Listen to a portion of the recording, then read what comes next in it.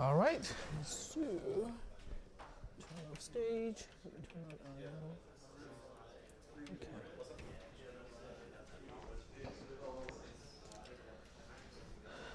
All right, so I got the streaming set up, and it's time. I think I should speak really, really soft, just like this, and then just actually get into the class content without announcing it.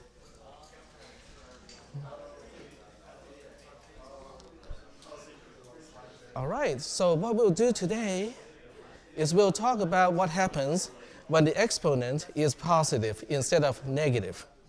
Because last time we talked about when the exponent was negative, how we can increase the exponent one by one, until it is 0. So what we'll do today is we'll talk about what happens when the exponent of 10 is positive to begin with, and then we'll decrement it step by step until it is 0. Are we good?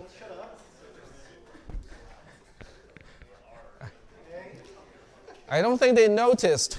Let's shut up, please.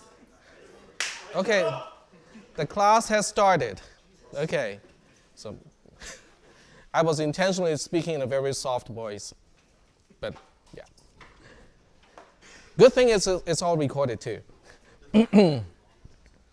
All right, so what we'll do today is positive exponent of 10 instead of negative exponent of 10, which means tonight we'll have a new lab. Okay, so the new lab is doing exactly the opposite of what we did on the other day. So this time we'll start with a positive exponent. So instead of just reading the notes, we'll start with some examples. Okay, so that's how we are gonna get this started. Okay, so let me pull, a notepad here. And this time we'll start with, say negative 1, 2, 3, E, 4, 5. Okay, so this is your given string, and our job is to turn this into a representation in double precision floating point format. And we want to figure out how to do it. Okay, do we have any questions about what we are about to do today?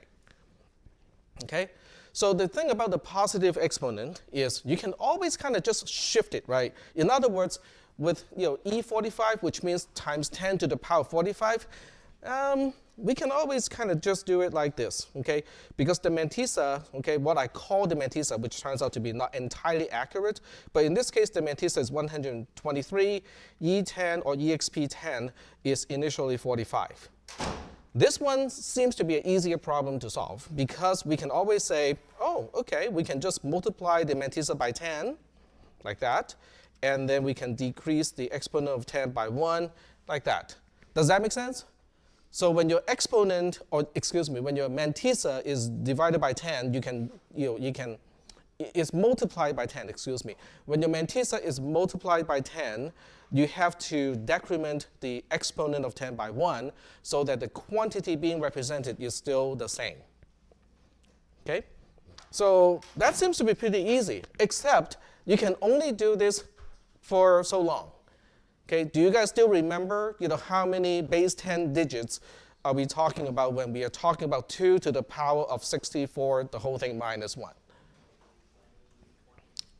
It's about 20 digits, okay?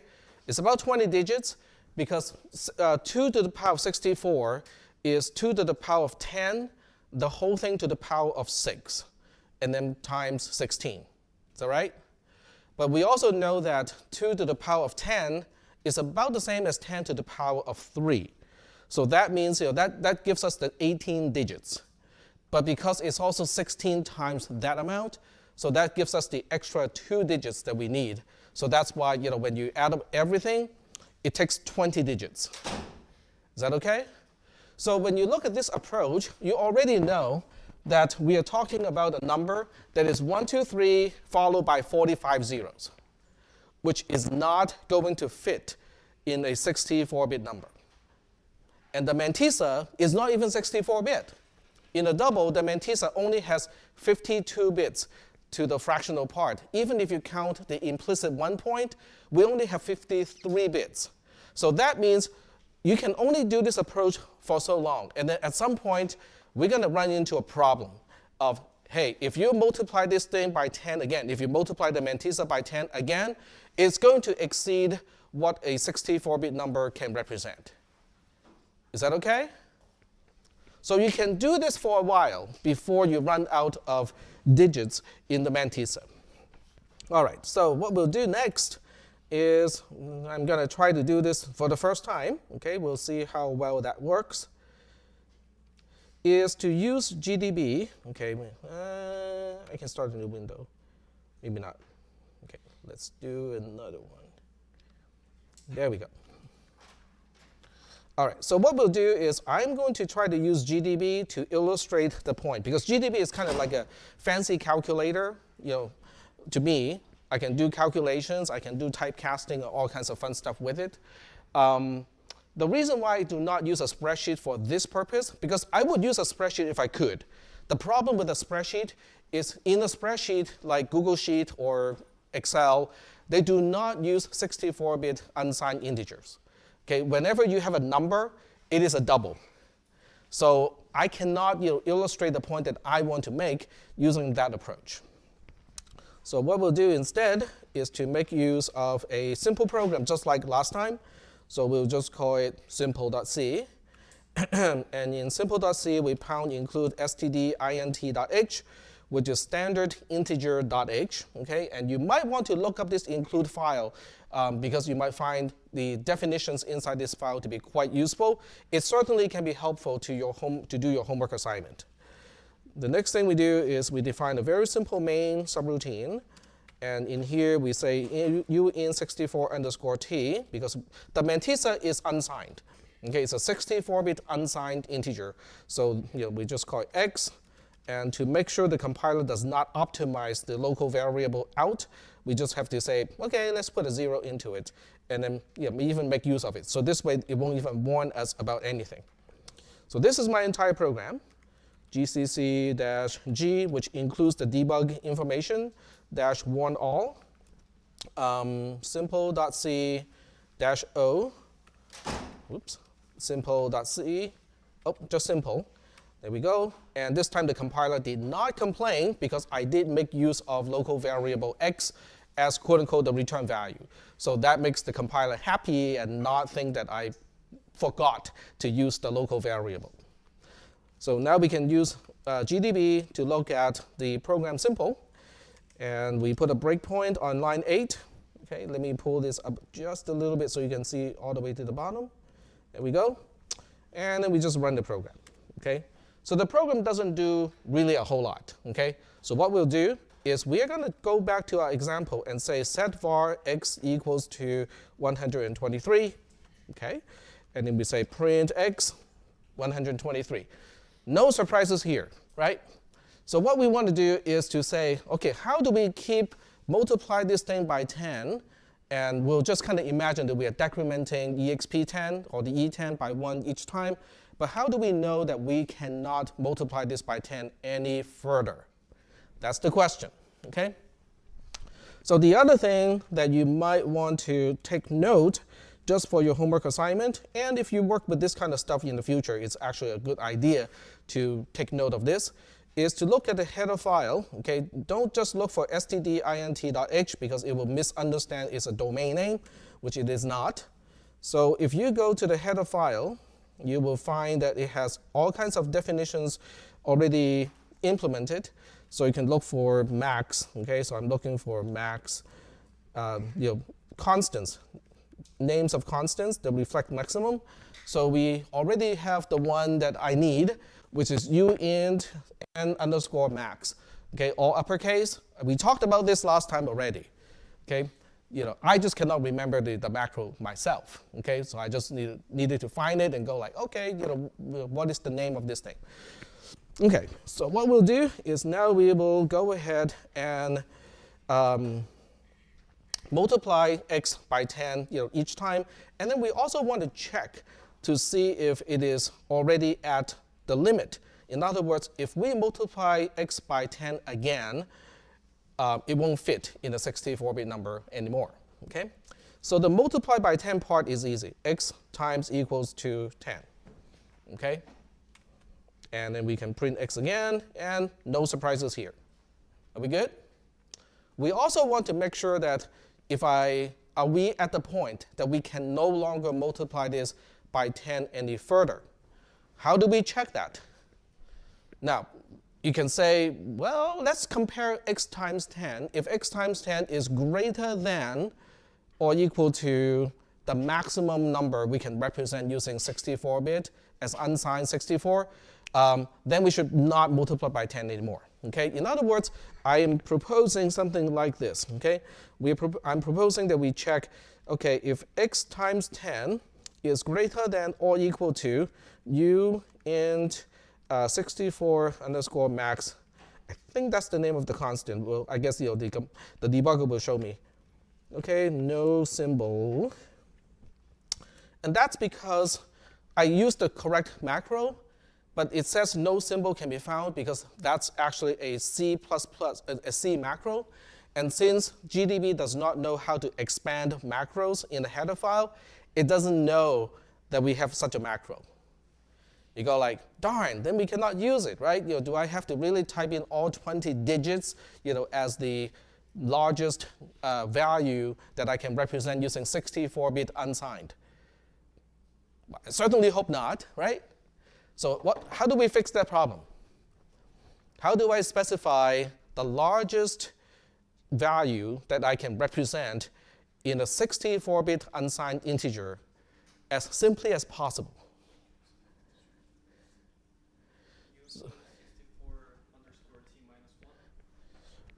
Okay, so let's try that. U int 64 underscore t minus 1.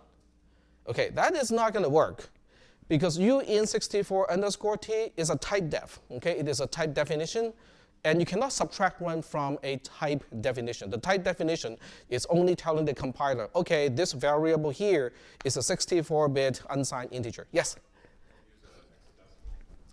We can use the hexadecimal. Very good. Okay, so that's one way to do it. And what would that look like? All Fs. Okay, and how many Fs are we talking about? 16. Very good. Okay, I heard 16. So we have 1, 2, 3, 4, 5, 6, 7, 8, 9, 10, 11, 12, 13, 14, 15, 16. Yes. So you can definitely use this to give you the largest value we can represent in a 64-bit unsigned integer.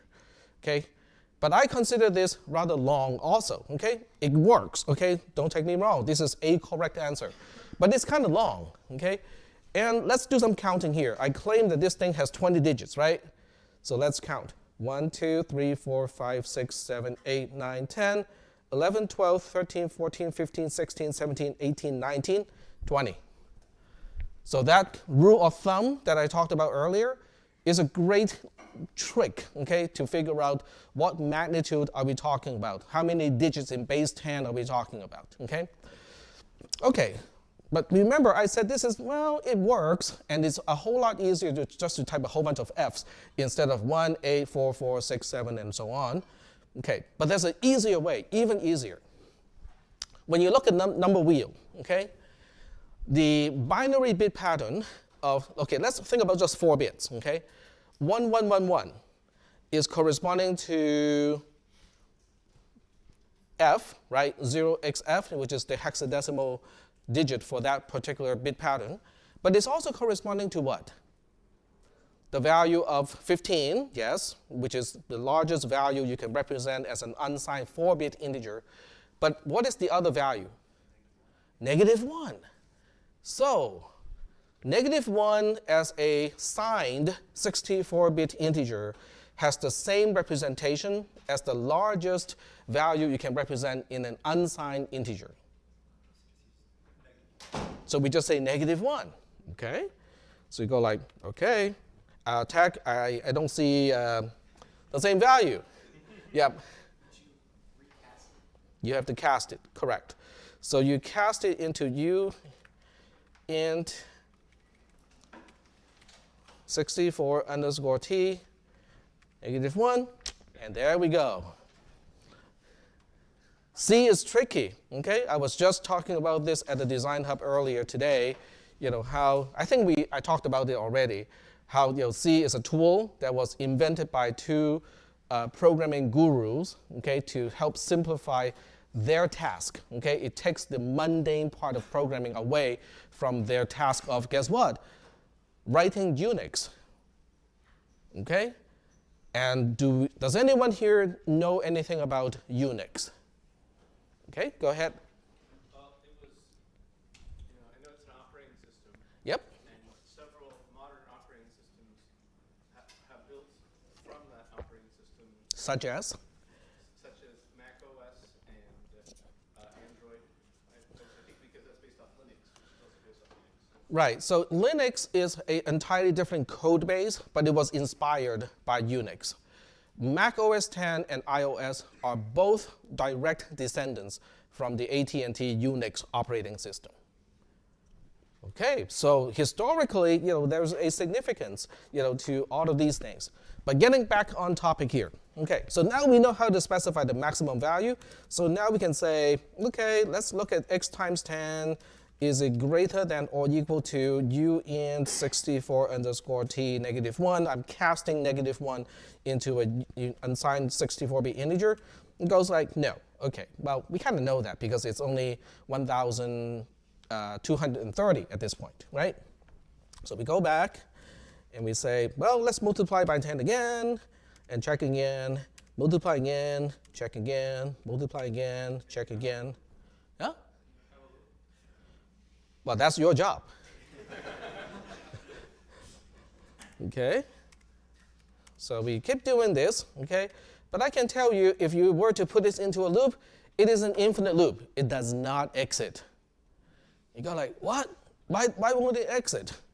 Because if uint64 underscore t typecast of negative 1 is the largest possible value you can represent using 64 bits, can you make this, actually greater than that? Nope. Cannot be, right? Okay, it can equal to, okay, but we kind of know that this value is not does not end with a 0 in base 10, so it's not going to equal to. So the only chance to get out of the loop is greater than, but we also know greater than is impossible.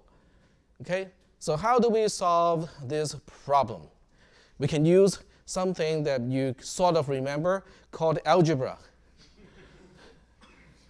Because if the value on the left-hand side is going to be, well, that's going to be way too big, we cannot handle that number. Well, we can divide both sides by 10. Okay, the inequality will still hold if you divide both sides by 10. In other words, instead of asking this question, maybe we should be asking this question instead. Does that make sense? Okay, so we check that. It is still 0. So okay.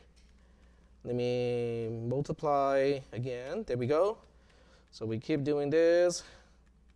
Now remember, I only have to do this up to, since we already have 4 digits to begin with, so at the most, we only have to do it like 16 times or 17 times. Okay. And I have well, actually, we have an idea of how many times we have done it because there's a $ and a number, which tells you, this is, number what evaluation. Now, we have done some unrelated stuff before, so it's going to be a little bit more than twice of 16, which is 32. So we'll keep going.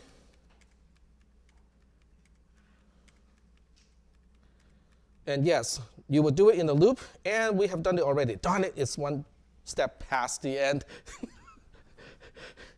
We see this 1, right?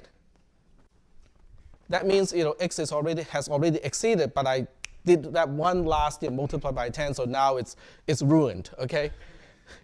But that's the idea, okay?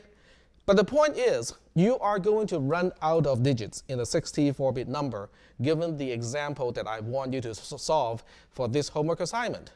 So now the question is, what do we do now? We are stuck, okay? Because the mantissa doesn't have enough digits for me to represent, to get rid of all the positive exponents of 10. So what should we do? Okay, so when you divide the mantissa by 2, you have to do what to maintain the value being represented? +5 over 2 4. You have, no. Okay, the +5 thing, before the division is only to make sure that we have rounding instead of truncation. Okay, so the bottom line is if I divide the mantissa by 2, what do I have to do to compensate so that I can maintain the value being represented? I have to increment the exponent of 2. Very good. So every time you divide the mantissa by 2, to make up for that division, you have to add 1 to the exponent of 2. Okay? How many times do you think I need to do that? A lot. Okay, so what exactly is a lot? Are we sure really a lot? Because remember, the number already is kind of the largest we can represent using, if we multiply by 10 again, okay, it's going to exceed the limit, okay? That's what we know. And so how far are we in terms of how many bits do you think are zeros as the most significant bits of that number? So if you look at the bits, okay, from bit 0 to bit 63, okay, we know that in order for this condition to trip, if x is greater than the largest possible value minus 1 divided by 10, okay, it can use up all 64 bits, which means bit 63 can be a 1. If I divide that number by 10, okay, how many digits do we end up with zeros in terms of bit 63, bit 62, bit 61, and so on? That was a mosquito. And yep, I got it. Yep. I apologize for the distraction, but the mosquito distracts me a lot because they like me. And I don't feel like an open tap tonight. Okay, so quick question. Okay, so let's try this out. Okay, so we can say set var x equals to u in 64 underscore t minus 1. Okay, the typecast is not even needed in this case. If you say x equals to -1, it will automatically get the same bit pattern, which is the largest possible value in 64 bits. Okay, and we'll double check. Looks good, right? So if I divide it by 10, divide it by 2, okay, how many times do I need to divide it by 2 so I can multiply this by 10 again? That is the question. It could be 3, it could be 4, right? Because 10 is right between 8 and 16. So sometimes you have to divide it 4 times, and other times you only have to divide it by 3 times, okay? And I think in this case you have to divide it 4 times to clear enough bits to multiply by 10 again. Okay, so does everybody understand what I just said? Okay, there are a few people, but I think a few people did not understand and decided not to raise their hand and say, nope, I don't quite get it, okay? It's okay to tell me that, okay? Because if you don't tell me that and I make the assumption that everybody gets it, then we just keep moving on. And then before we know it, we'll be at warp 10. Which is not good. Yes? Divide by 2 more times, then it's sufficient to clear the 10. Say that one more time. What happens when you divide by 2 more than enough times to clear bits to divide by 10 again? Okay, so that's a good question. So you have to do it in a loop.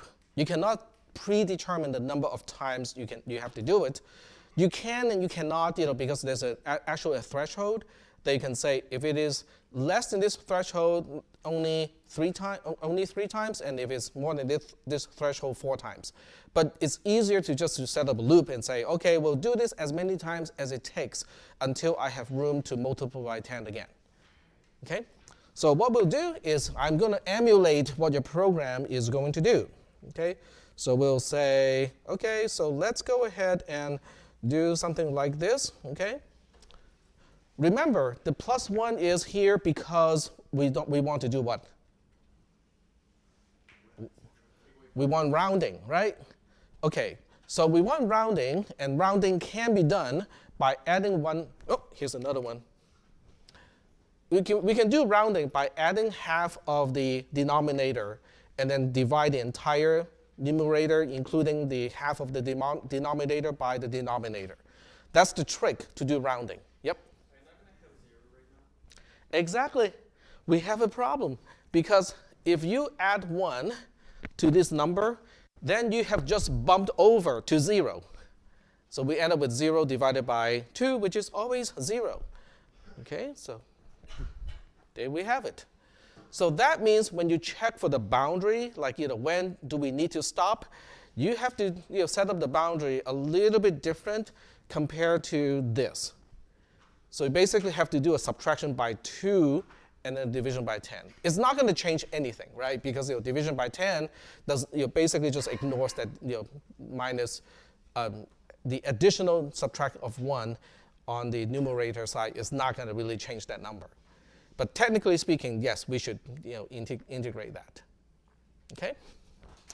So we'll just say that x, when we set x, it is -2, which is the second largest value we can represent using 64-bit unsigned. Okay, so fine.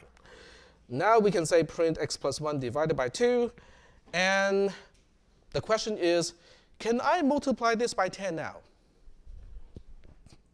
Well, we already have that check earlier, right? So let's go back to this, and we kind of want to say -2, and it says yes. What does that mean? Does that mean that we can exit this loop and then do another multiplication by 10 to x? Or does it mean that we have to divide x by 2 again? Which way is it?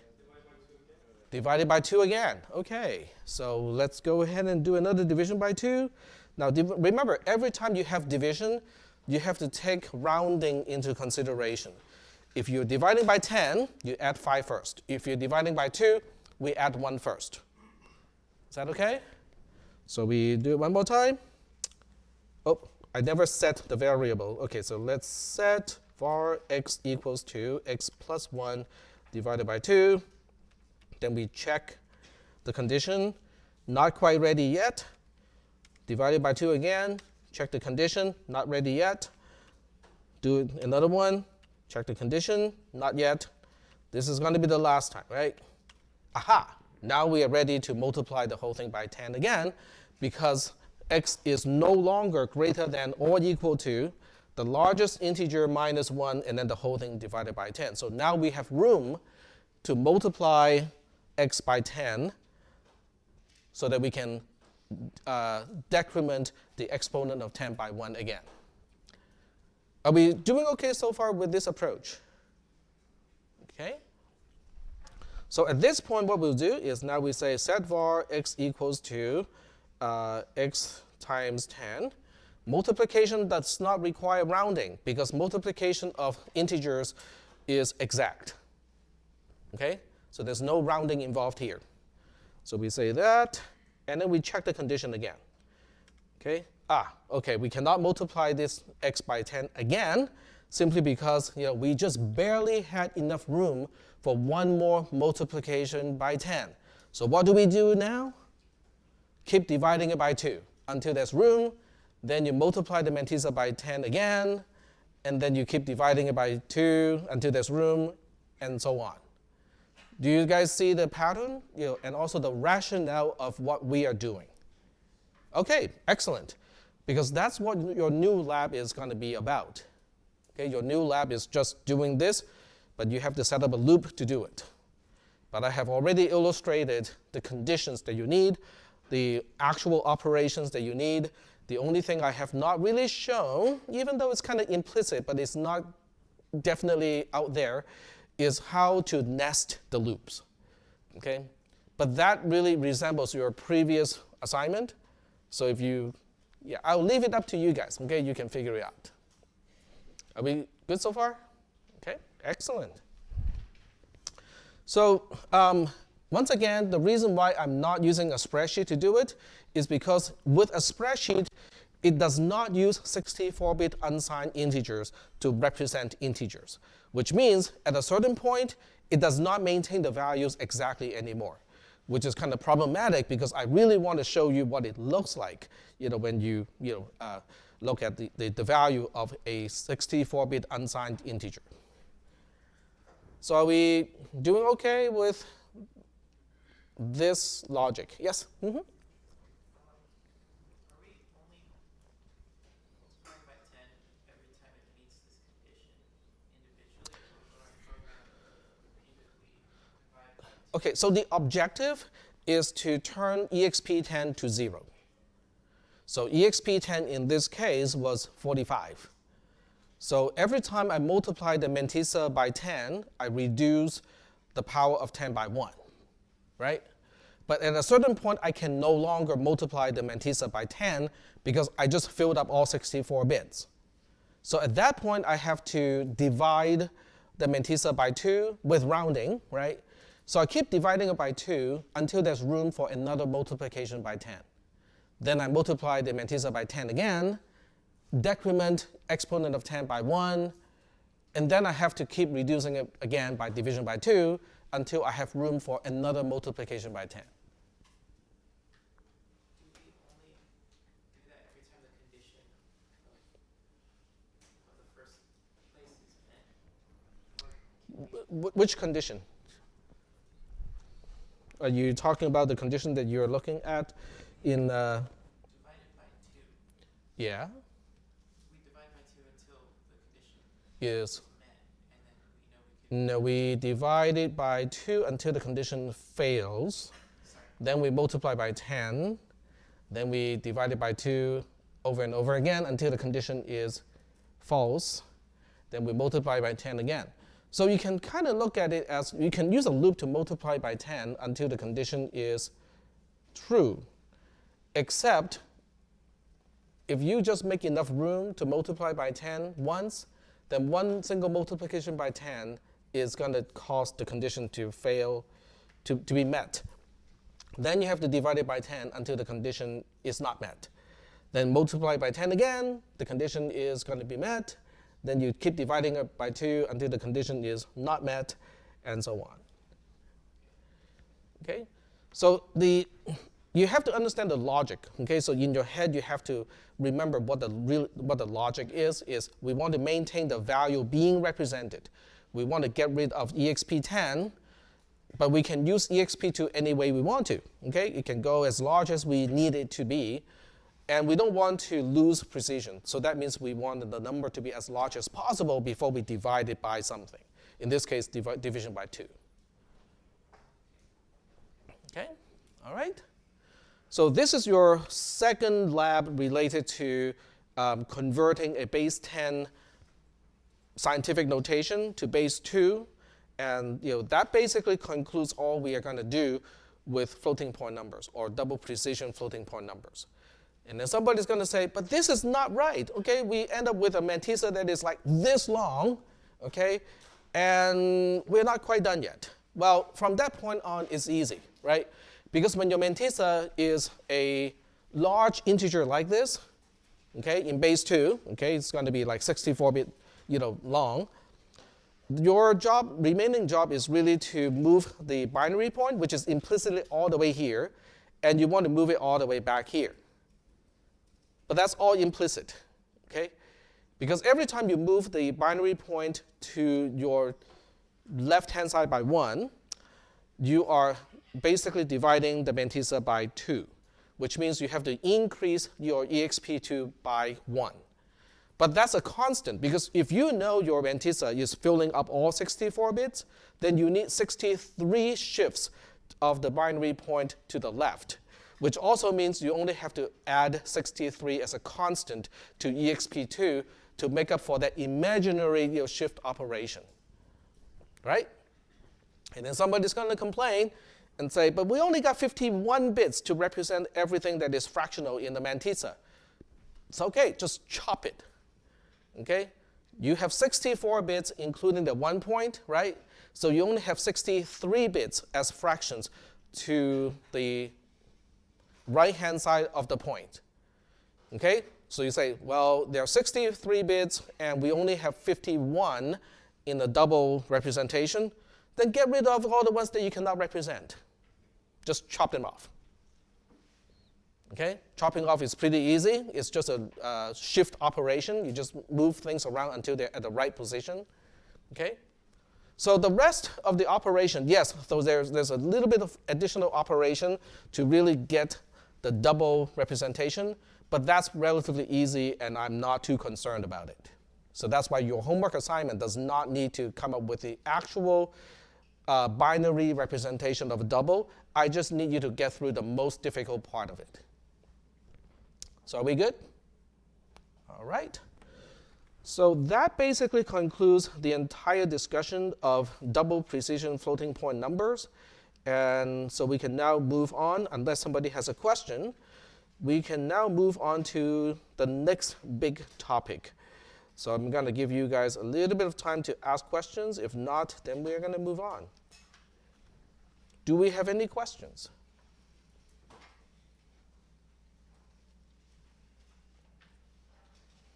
No questions? All right. So if there are no questions, we are going to go back to the modules and find out what we're going to talk about next. So we are already done, so this is what we'll open up today is positive exponent.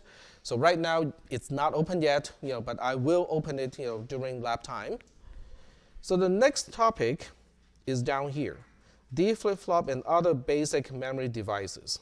So we are pretty close to the transition to actual programming in assembly, okay? But we are still missing certain concepts in terms of what is inside the processor, okay? We have gone over what we call combinatoric circuits, okay? We are basically stacking, gates, okay? So we know how to do carry look-ahead circuit, right? We know how to do borrow look-ahead circuit. So an adder and a subtractor are basically the same thing. The only difference is whether we negate x first. Okay? If you negate x first before you make your p and g terms, it is a subtractor. If you do not negate first, it is an adder. But you keep your K circuits, okay? Your carry circuits are exactly the same as your borrow circuits, and that's where the complexity is that gigantic and or thing, okay? That generates the structure of your carry/borrow circuits, okay? But that stuff is good for calculation, okay? So the greatest thing that we have done up to this point is we can now represent values, okay? We can represent, what is 14, okay? What does it look like as a 4-bit number? We can represent signed values, okay? We can represent things that are negative. We know how to compare, okay? Because we have the borrow flag, we have the sign flag, we have the overflow flag, we have the L flag. So all of those things allow us to compare. And we also know how to represent things that are kind of awkward to represent. Like how do we represent really, really, really small values, things that are very close to 0? Or things that are astronomical, that are gigantic, okay? Doubles, okay? So this is great, okay? We got all of these basic mechanisms. But now the question is, what is inside the processor, okay? How does the processor get its job done? So now we need to introduce some additional components, and we'll start with SR latches, and then we'll move our way up to more complex structures. So this is a big transition, okay, based on what we are going to talk about in this class. So we're moving from values and operations of values to storage, okay? We're now asking, how do we store things in the computer so that it doesn't forget, okay? And we are only talking about things that are volatile, so when you turn off the computer, it will still be lost. But when the computer is still powered up, we want a basic mechanism to remember numbers. We have talked about how to process numbers. Now we need to say, okay, how do we keep track of the result of an operation, so to speak? Are we good so far? All right. So the first thing we want to talk about is an SR latch, okay? And instead of drawing the picture right away, I'm giving you kind of the object-oriented representation of what the circuit would look like. So in this case, if you know C++, which you should, right? Because cisp310 is a prerequisite of this class. So you look at this, okay? It says, this is the class name, and then we have n1 and n2 as variables or objects of the class nan2. Now, even though I have not talked about this type of representation, can someone guess what n1 and n2 are? They're NAND gates, okay, with 2 inputs. So the name implies what they are. What about S and R? On the next row, what do you think they are? What do they look like in a logic sim circuit? They're input pins, squares, okay? What about the next one, Q and NQ? They're output pins. What do they look like? Circles, okay. So we are basically just using a text representation of the circuitry when we name the components. The next line looks a little bit more cryptic, okay? Circuit, you can kind of look at this as a global variable. It represents the entire circuit. And then add node is a method. And we're adding a node, and a node is specified by the contact points, okay?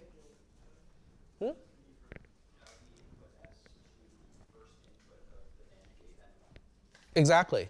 So we are connecting the contact point of S, which is an input pin, to the first input of the N1 NAND gate. Are we doing okay so far with this representation? Okay? So it can get a little bit kind of hairy at times, because now you can have multiple items, because this is what we call a node in an electrical circuit, which is basically just saying that all of these are electrically connected. That's all it is. Okay? A node is basically just a logical concept where it specifies what is electrically all connected together. And it is one node. Okay? So this particular node says, let's take the output of N1 as a NAND gate. We'll take the first input of N2 as a NAND gate, and we'll also take the contact point of Q as an output pin, and we'll electrically connect all of those together. That's all it's saying. Are we good so far? All right? So ideally speaking, we should be able to look at this and translate that into a logic sim circuit. Right? So now the question is, but why do we want to look at it this way? This is kind of awkward. I like pictures. So why do we want to use a text representation when we already have a tool that can give us the graphical representation? So why do I make this change of representation? It's really difficult to read when you scale it up. Exactly. So for simple stuff, the graphical representation is great. Okay, we like that. But as things get more and more complicated, a graphical representation gets kind of more and more difficult to maintain. Is that making any sense? Is everybody convinced of that? If you're not convinced, okay, let's say somebody is not convinced and say, I want graphical representation all the time. My challenge to that person or those people is I want you to write the quick sort algorithm using Scratch, MIT Scratch. If you do not know what is MIT Scratch, let me introduce you to MIT Scratch. And yes, you heard it right. It is Scratch as in the cat scratch thing. Yes. So it's a graphical. Okay, so let me go back to the home page. Okay, there we go. So Scratch is a graphical drag and drop block-based programming language, okay, where everything is block-based. If you want to say x gets x plus 1, you have an assignment block, you have a block for the variable being changed, you have an addition block which has 2 slots, and then you fill up one slot with x itself, the other slot with a constant of 1.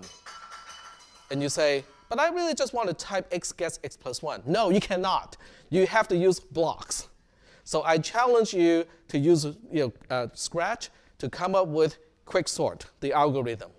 You can even go to Wikipedia and read the pseudocode of quicksort. I don't really care how you get to the pseudocode. Your job is simply to translate that from a text representation into a block representation in Scratch. If you come back to me and say, oh, I done it, that's easy peasy, then I have no way to argue with you.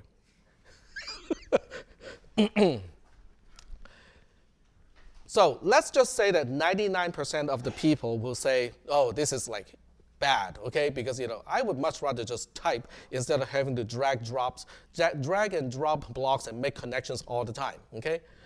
That is the reason why I give you, okay, close. Okay, I could not get back to the module. But that's why I have this representation. If anyone here is inspired to go to UC Berkeley to get the computer science degree, they have 2 computer science degrees. We are talking about the Bachelor of Science, okay, the BS degree at Berkeley in computer science. Your final year project is going to be the design of a processor, okay? And you're going to have to enhance what is given to you and do other stuff. And it's going to be a fairly complex processor. And it's going to be represented, guess what? In text.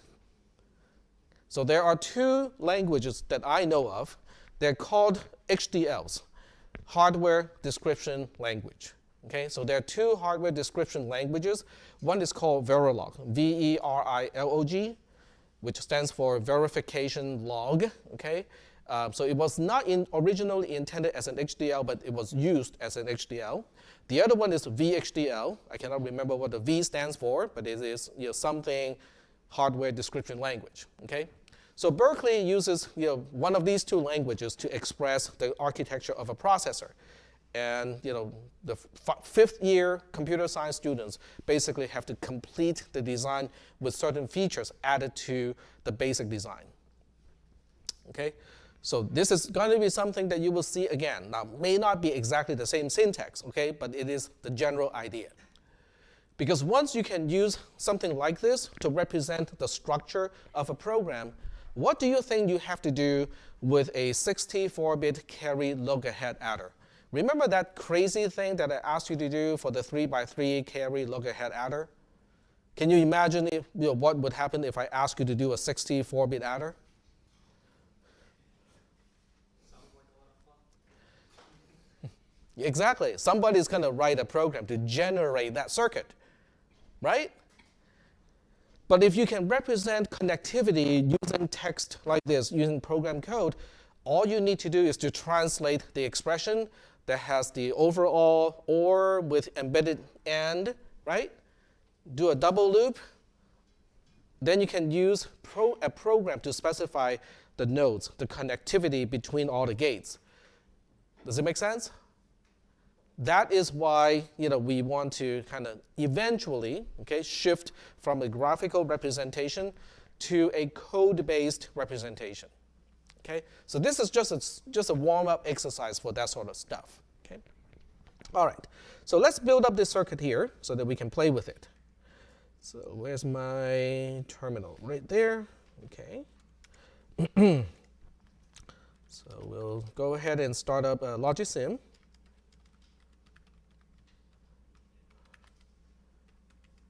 All right. And we're going to go build that circuit. So we know for sure that there are 2 input pins, there are 2 output pins, right? So I'm not too concerned about the positioning right now. We'll fix that later. Although we do want to kind of name these things accordingly. So we got S, we got R, we got Q, and we got NQ. There we go. And then we have 2 NAND gates, two input NAND gates. So we can go to gates and go to NAND, okay, pull one out, fix the number of inputs, okay, and also fix the size, okay, and then we just duplicate it. And just for this exercise, we'll name these accordingly, okay. We'll say this one is N1, and we'll say this one is N2. There we go. So now we have all the ingredients, okay, in it. So now we have to specify the connectivity. So what we'll do is I'm trying to show both at the same time. I think we can do it. Okay, I just have to move everything up a little bit, like that.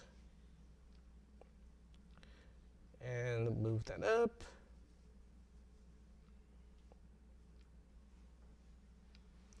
All right, so now we got the basic stuff here, and we just want to make all the connections. So let's deal with this one first. That's pretty easy. We want to connect the connection point, okay, the contact point of the input pin S to the first input of N1. Okay. There we go.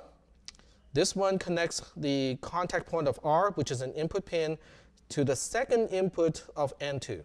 All right, so that's somewhat symmetric.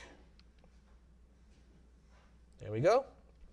And then we have these two, which are a little bit more complex because these nodes have 3 things to connect. But nonetheless, the concept is still the same. So we look at the output of N1, and we say we want to hook it up to the input of N2, the first input of N2. So we're going to draw something like this, drop it down, put it here. But it also connects to Q, so we just have to take it here and hook it up to Q. There we go.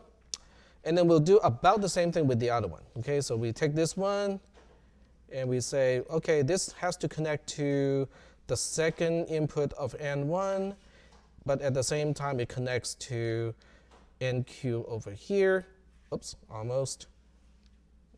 There we go. Okay, so now we got the design. This is called a SR latch.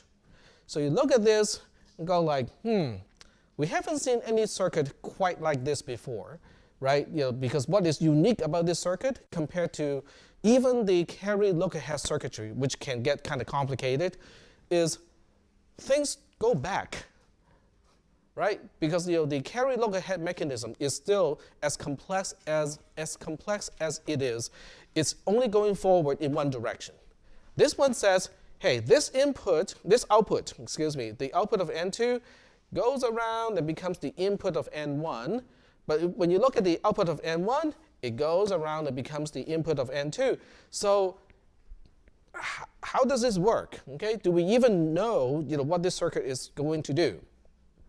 Okay, so what do you do when you look at a circuit like this and I'm asking you to analyze what the circuit is supposed to do? So I'm going to turn off the simulator so that we don't have simulation right now and everything is reset. Okay, so if I were to just ask you, if both inputs are zeros, what do we do, or what should the outputs be?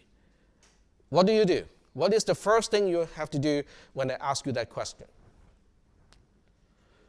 You have to know what a NAND gate is, right? Okay, so a NAND gate is a negated AND gate, which means it is just like an AND gate, except the output is negated. All right? So you see that this is a 0, okay? It goes into N1. What do you think the output of N1 is? It has to be a 1. Because if at least one input of an AND gate is a 0, the output is the negation of 0. Does that make sense? All right? The same thing with N2, because N2 has one input that is a 0, so the output of N2 has to be 1. So that means with this configuration, we know the output has to be 1 for Q and also 1 for NQ. There's no other way. Is that okay? So now I ask you a separate question. I say, okay, well, that's fine. Change the state of the inputs just a little bit, like this, okay? And I ask you the same question.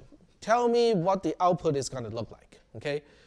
So we'll do some analysis. So this time it's a little bit trickier, but not too tricky. So we'll start with S, right? S goes to one of the inputs of N1. Because N1 is a NAND gate, we know the output of N1 is going to be a 1. Okay, that 1 goes to Q. Okay, so we know Q is 1. But that output also goes around and becomes one of the inputs of N2. So we know the first input of N2 is a 1. What about the second input of N2? That's also a 1. 1 and 1 is 1, but because it's negated, so N2's output is going to be a 0. So that means NQ is going to be a 0. Are we good so far? So now I'm going to ask you a third question, okay? Assuming that's what we just did. The third question is, what if I flip this 0 into a 1? That gets a little bit tricky now, okay? So let me just do this so I can talk about it, okay? If I don't tell you anything prior to this particular state, then you have a big question in your head, okay? Because the big question is, which one of these two NAND gate was outputting a 1 to begin with, and which one was outputting a 0 to begin with? Because if you don't know that, let's do some analysis, okay? Let's see if we can just look at this statically and find out what is the output Q and NQ without knowing the previous state. Is that okay? So we follow S, we go to N1, and we are guaranteed that one of the inputs of N1 is a 1. Is that enough to help me conclude the output of N1? No. So we will say, okay, we'll just leave it hanging, we'll shelve it for the time being, and instead we'll go to R and analyze N2. And guess what? We come to the same conclusion.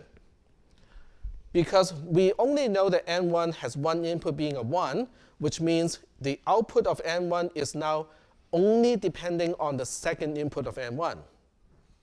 But guess what? The input of N1, the second input of N1, is the output of N2, and vice versa. So now we cannot resolve it. We cannot determine statically by just looking at this picture and say, oh, we know that Q is going to be this and NQ is going to be that. It is inconclusive. Okay? Of course, the biggest question is, why do we bother with such a useless circuit then? Because it depends on the previous state. That is what it can remember. Okay? All right, so I'm going to turn on simulation, and I will put this back into the state that it was, that we have already analyzed. And then we turn on circuit analysis, and we know this one already, okay? This one we have already analyzed. So the question is, what if I turn this S into a 1 right now, okay? If I turn this S into a 1, okay, so now we have a 1 going to the first input of N1, right? But guess what? The second input of N1 is still a 0, which means N1 will continue to output a 1. Is that okay? Now, because N1's output has never changed, do you think N2's output would change? Nope, because the second input to N2 is coming from a pin. That's not going to change. The first input to N2 is not changing because we know that N1 is not changing its output. In other words, it is now maintaining its current state. When I transition pin S, from a 0 to a 1, the output of this circuit is quote-unquote maintained or remembered. Okay, so let's go ahead and take a look. Ding. See, nothing changes from the output's perspective. Are we good so far? Okay. So we want to remember this picture because I want to show you what if we change the previous state. Okay. So we'll take a picture of this. Okay. So we'll go ahead and let's see. I got a shortcut key for this. And I'm gonna take a screenshot of this, and we'll open it with FEH, just so that we can stash it away and we can recall that later, right? Okay. So now I go to this circuit and I will change it again. So I'm going to turn off both of these bits. I'm turning off the simulation first, and then we'll say let's make both of these zeros again. Okay. And then we turn one of them into a 1 and the other one into a 0. Okay, so this time we'll have something like this. Okay, so can you guys help me analyze what's going to happen to this circuit? not knowing the previous state, can we still determine the output of this whole thing? We start with the one that has a 0.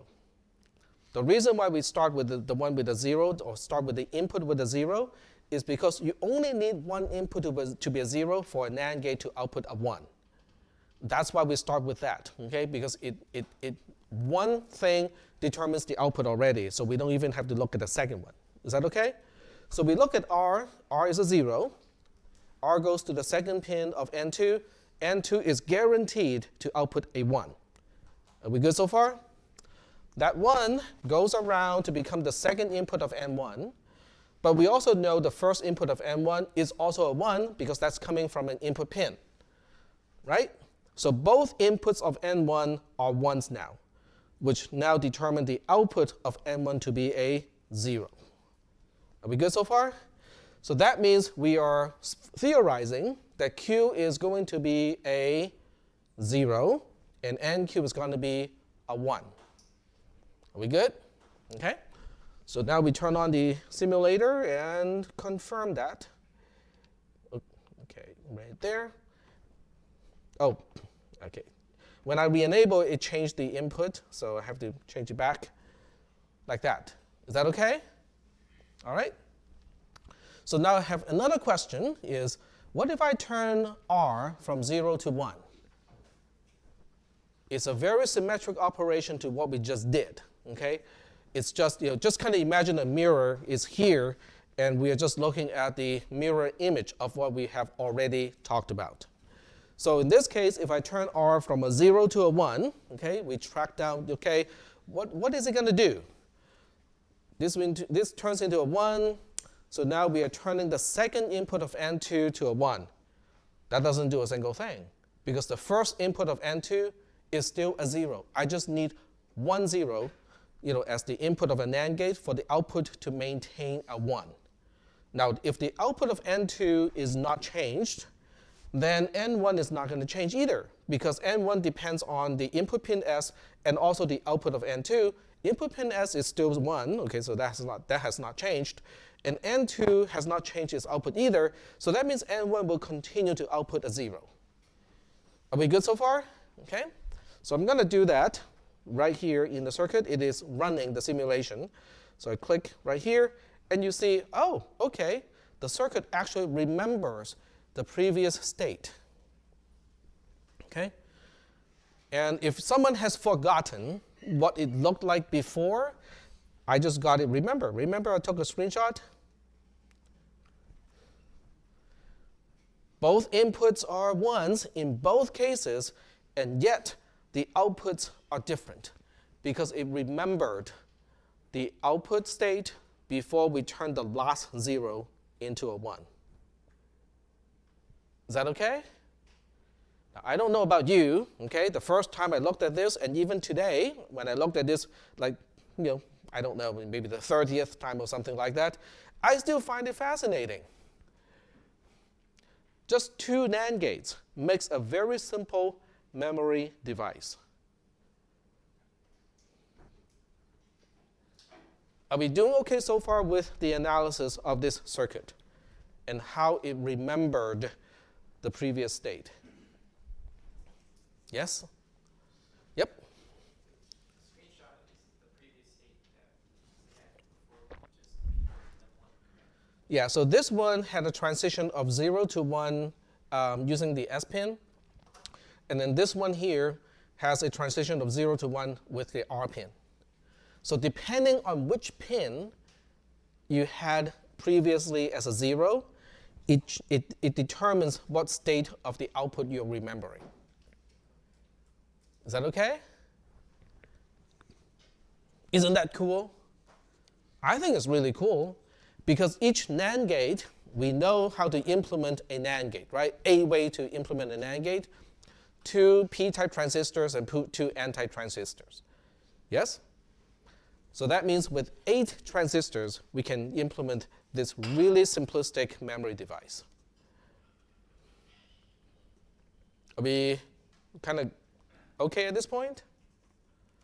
Does anyone have this kind of gnawing question in your head and go like, but what if both S and R were zeros, and then we transition both pins simultaneously to a 1, what is the circuit going to remember? Isn't that a kind of a natural question to ask? Okay, so let's do the analysis. All right. So what we'll do is we're going to say, okay, turn both of these things to zeros, and we just kind of imagine what happens when both of these are turned into ones at exactly the same time. Are we good? All right.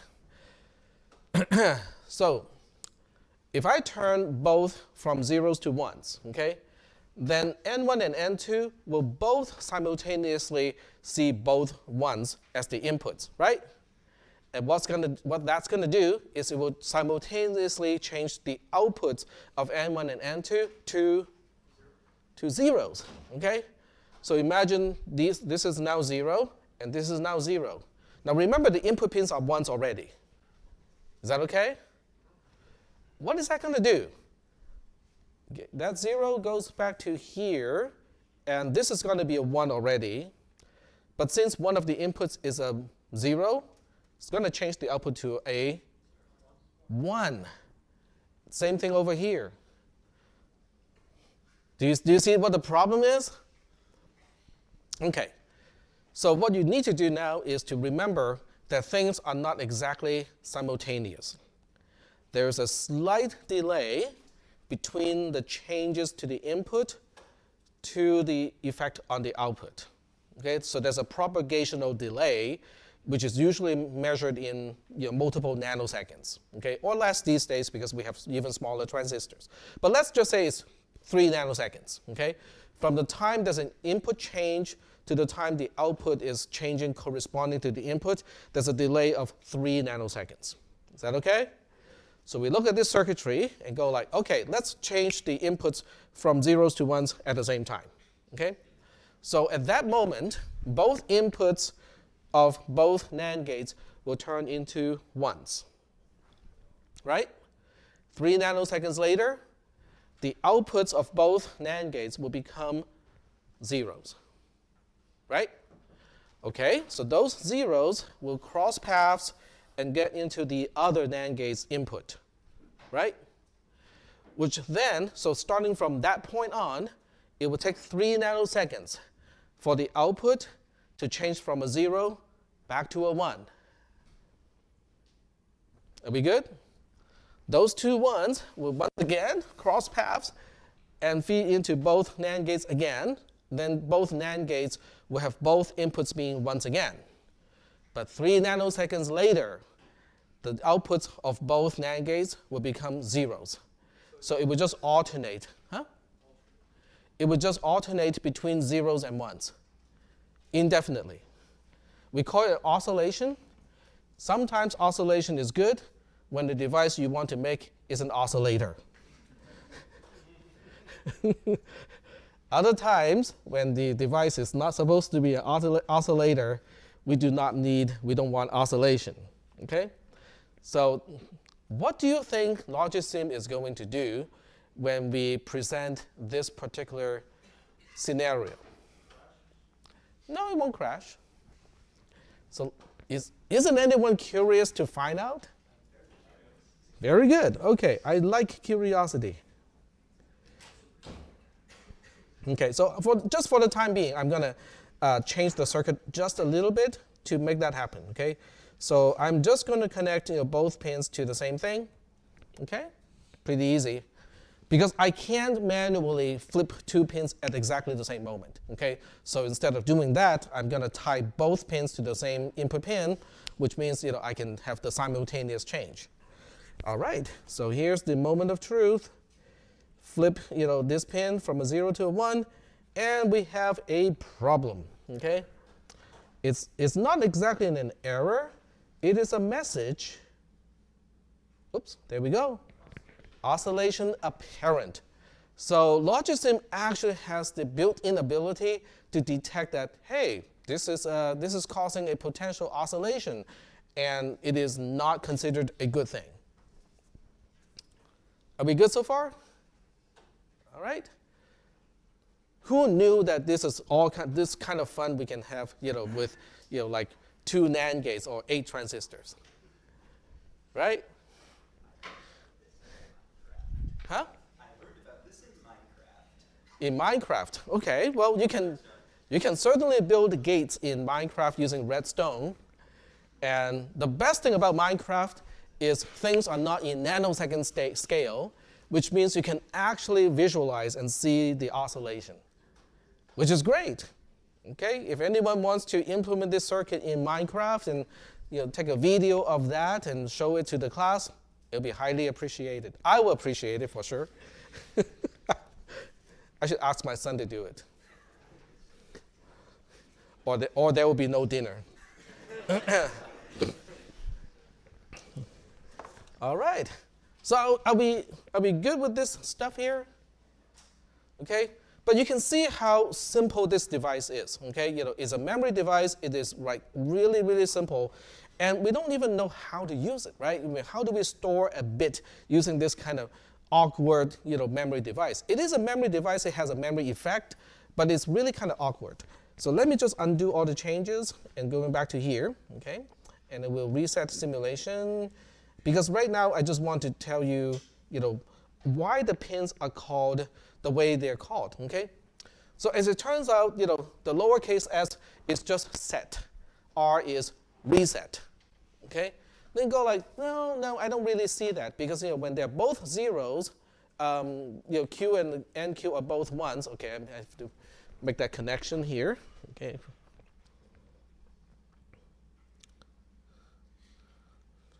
All right, there we go. The output here, when Q is 1, then this output is 1, and Q is 1, Is that what this is going to do? Well, what I did not, in the notation, I should have done something like this. Or, okay, in this class, we kind of use this notation. This is what we call a active low control signal.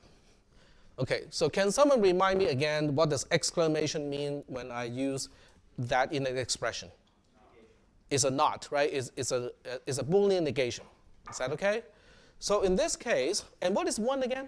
1 is usually interpreted as true, right? And 0 is usually interpreted as false, right? So if I label a pin as not R, that means it is only resetting when the input is a 0, okay? So right now, as it is right now, okay, the only thing it is doing is it is setting, because not S as an input pin has a 0. Well, the pin is 0, but the 0 means the negation of setting, so that means we are actually setting. Does that make sense? So in the circuit design, or when you look at the documentation of a circuit, like a chip or something like that, this is what we call an active low control signal. Because it's doing something actively when the input is a 0 or low. It's called an active low control signal. So Q, I do not know why Q is the symbol for the output of a circuitry, but NQ is really just another way to look at, oh, by the way, this is really just the negation of Q, not Q. Because unless you have both inputs being zeros, Q and NQ are always opposites of each other. So 1 is really usually not needed, particularly not Q, it's usually not needed. But for the circuitry that we are going to build, from this point on, NQ is actually a necessary part, so we kind of want to keep it around for a little bit. Okay. Let me check the time. We got 5 more minutes. Okay. So with the 5 more minutes, I'm not gonna finish the rest of this slide here, but I will give you a roadmap. Okay. So we're gonna zoom out from pine needles back to the pine tree so that you have an idea of the context of all of this stuff here. So when you look at the pine tree, the next concept that we're going to talk about is what we call a D flip-flop. D in this case stands for data. Okay? So D flip-flop starts to look like something that we can work with. Here's the data, And this is another pin that says, remember this data. Okay? That sounds a lot better than setting and resetting. Okay? So that's D flip-flop. And then we have edge-sensitive D flip-flop. Edge-sensitive D flip-flop means the input needs a transition in order to update the memory device. It is the transition that triggers the remembering of the state. It is not whether it is high or low. It is the transition from low to high that makes the device remember the input state. Okay? The next one is clocked and gated D flip-flop. So this one is kind of cool because it has both. It has one thing that is level and the other one that is edge sensitive. Okay? So think about a digital camera. Okay? And I think in 2020 I can still talk about digital camera. In 2030, if I'm still teaching, no one will understand camera. What do you mean by camera? You know that thing that you use to take pictures? You mean your phone, right? I mean, what is a camera? But a digital camera is like this, okay? Because a digital camera has a gated mechanism called the on-off switch. Okay? If you don't turn it on, you cannot take a picture, right? So you have to turn it on first using the gate part. When you turn on the camera, okay, you go like, take a picture. Nothing happens, right? Because you need the shutter release. The shutter release is what is edge sensitive. Edge sensitive is also known as clocked, okay?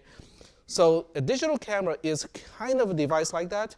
You have to turn it on first, which is level sensitive or gated, and then you have to press the shutter release, which is clocked or edge sensitive. And only at that moment, it will take a picture. And in the case of a D flip-flop, taking a picture means it will remember the input data.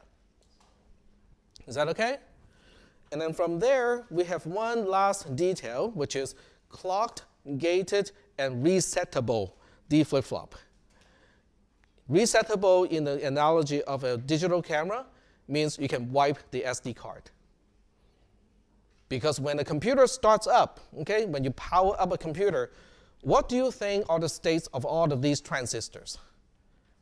They're all over the place. Okay? Do you want your computer to start executing random instructions or your phone starting to do random stuff when you power it up? Or the moment you attach a battery to it? Probably not, right? So you want everything to be resettable, or at least the most important part components of your computer, you want it to be resettable. So that's what the last detail is about. So by the time we get to section 7, we'll have a device that can remember 1 bit. Okay? Then you go like, wow, that is kind of useful. I can remember 1 bit, right? So the next section, which is section 8, talks about, okay, how do we kind of have a bunch of these things working together so that we can remember an 8-bit number or 16-bit number or 32-bit number. Okay? So that's kind of the roadmap of what we'll talk about after the first exam. Okay? So that's kind of the context. So we'll head over to the lab. I'll release the second lab or the last lab related to floating point numbers. And then I'll let you guys do your stuff.